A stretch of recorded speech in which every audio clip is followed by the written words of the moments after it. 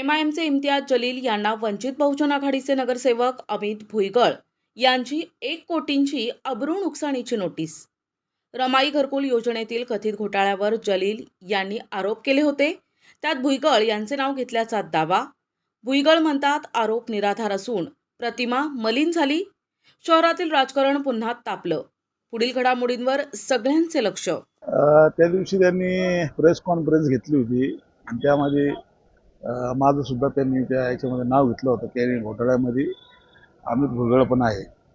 तर त्या संदर्भामध्ये मी त्यांना आज डिफॉर्मेशन ॲक्ट नोटीस पाठवलेली आहे आणि ती नोटीस आमचे ॲडव्होकेट यांच्यामार्फत ती नोटीस इम्तियाज जलील यांना पाठवलेली आहे। त्यांनी जो सुडबुद्धीचं जे राजकारण लावलेलं आहे की मागासवर्गीय समाजाच्या लोकांनी त्यांना मतदान केलं नाही, म्हणजे लोकसभेला पण आणि विधानसभेला पण, तर त्या लोकांना टार्गेट करण्याचं काम इम्तियाज जलील करत आहे।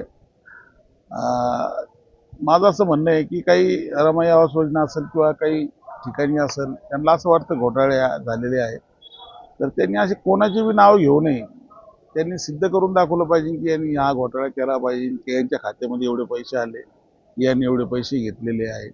आता मी गेले 30 वर्ष बाळासाहेब आंबेडकरांसोबत एक आंबेडकर चळवळीचा कार्यकर्ता आहे आणि मी ह्या आमच्या दलित समाजासाठी काम करणारा कार्यकर्ता आहे। लोक आता आमच्याकडे येतील, मला दुसऱ्यांदा लोकांनी निवडून दिलेलं आहे।